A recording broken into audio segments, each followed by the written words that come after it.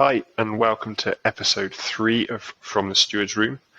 It's really pleasant last week to interact with a number of you privately through my Twitter.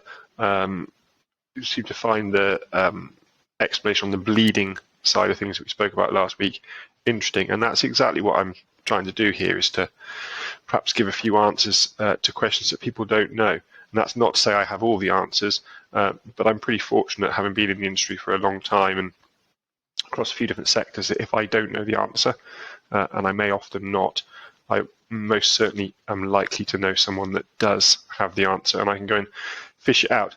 Like I said, most people have communicated privately through my messenger, which is absolutely fine, but pleasingly, this will be the 6th video going up now, and yet to have a troll, yet to have negative feedback. So, feel confident enough to put your questions in the comments, but if not, send them directly to me. That's not a problem either.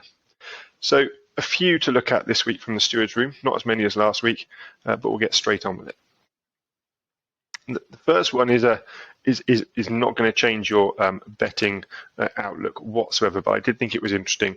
It comes from the 10th of February at Bangor in the 220, and it's just a simple little note in the Stewards report, which was that the stirrup leather on Morozov Cocktail had snapped on the way to the start. The stewards found it to be in serviceable condition, and therefore no action was taken. Now, the stirrups, most of you will know, are what the riders, jockeys put their feet in, and they're putting an awful lot of weight down through that stirrup. That's where they get their pointer balance from.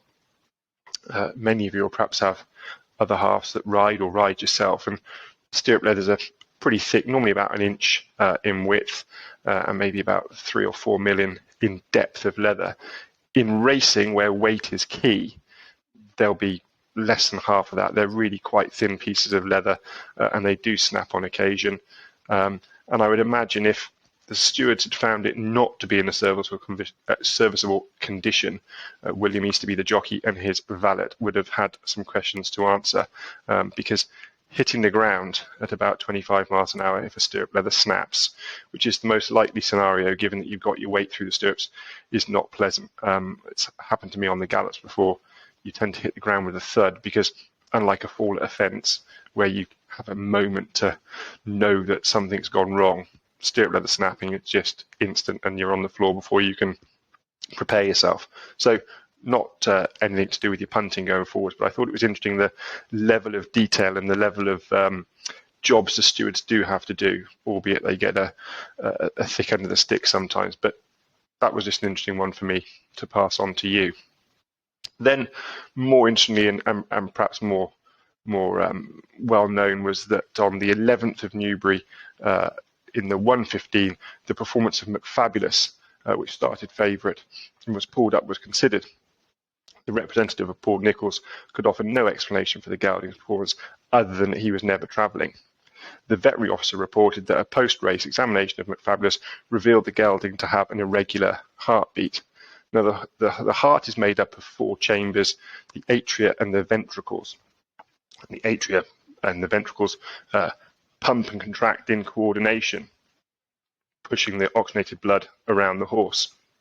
In a horse with irregular heartbeat, that coordinated pumping action doesn't happen in coordination, and therefore a portion of the blood from the atria isn't pumped into the ventricles.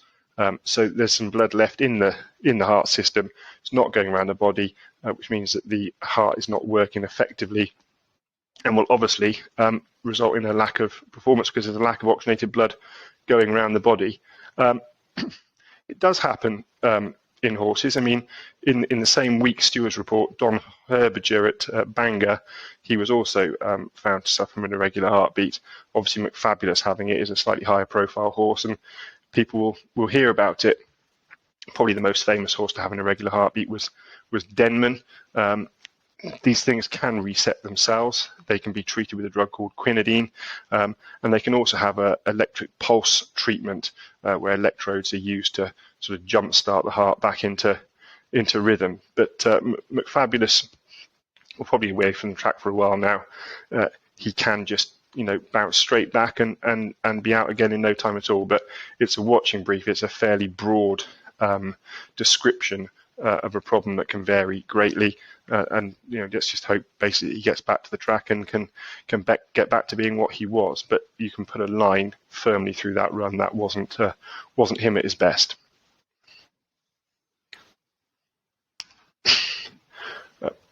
Paul Nicholls' bad luck continued. In the Denman chase, the veterinary officer reported that Hitman, who was placed second, had bled from the nose. He's often been seen as a weak finisher, Hitman, and it looked to be the case on this occasion. I don't think this is great news because he also bled from the nose when pulled up in the King George on Boxing Day. He was well beaten on that occasion. It could simply be that he didn't bleed till later on in the Denman chase, which is why he was able to finish his race to a degree and finish second. But as I mentioned on last week's episode, bleeding was described to me by my vet as a sort of a cut that needs to heal. But if that cut keeps opening up, it's not a good sign. He would be off my list for now, Hitman. It's a horse I've liked, and I've sort of defended him, really. I didn't think he was a weak finisher. I just thought he was running over the wrong trip.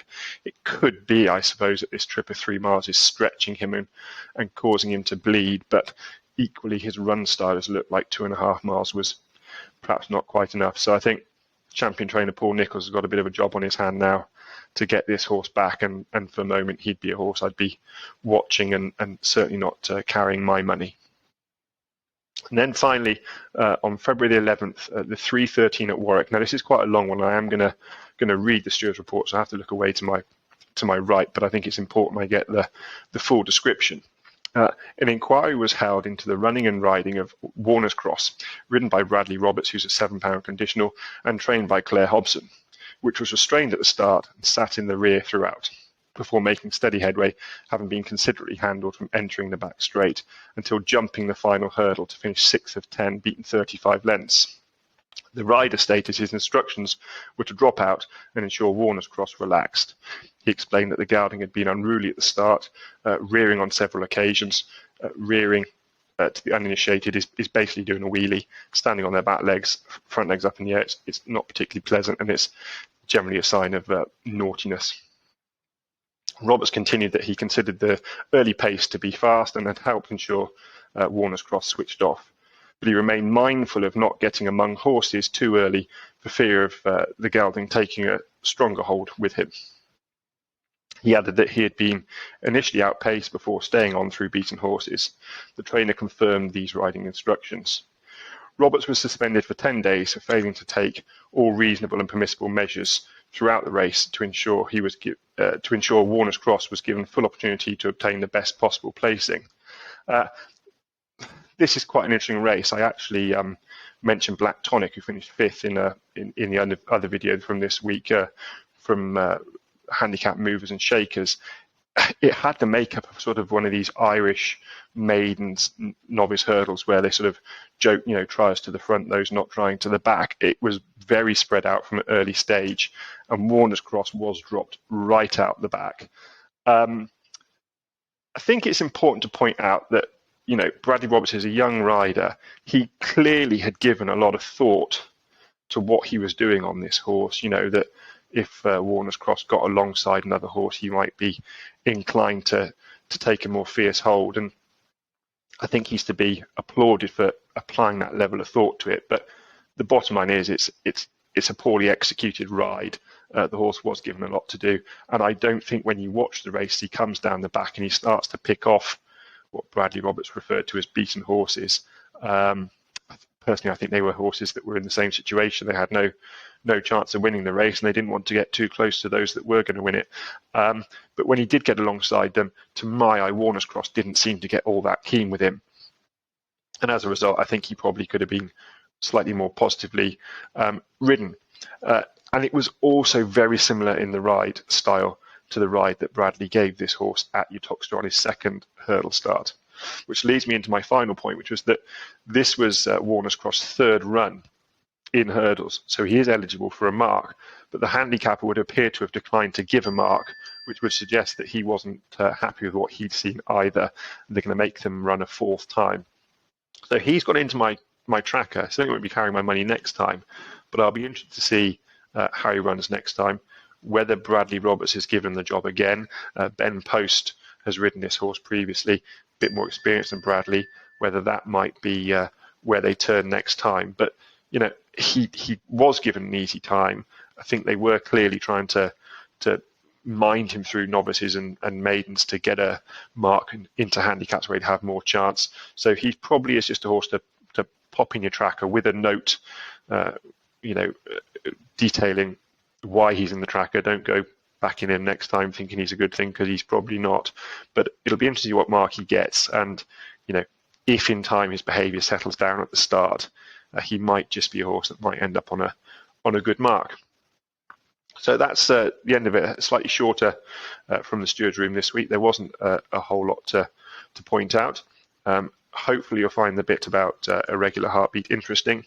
As ever, please like, please subscribe, share to any friends you think might be interesting. And if you've got any questions or you've seen any rides that you think you'd like to have explained to you, or Stewards decisions you'd like explained, drop me a message, let me know, and I'll try and take a look at them next week.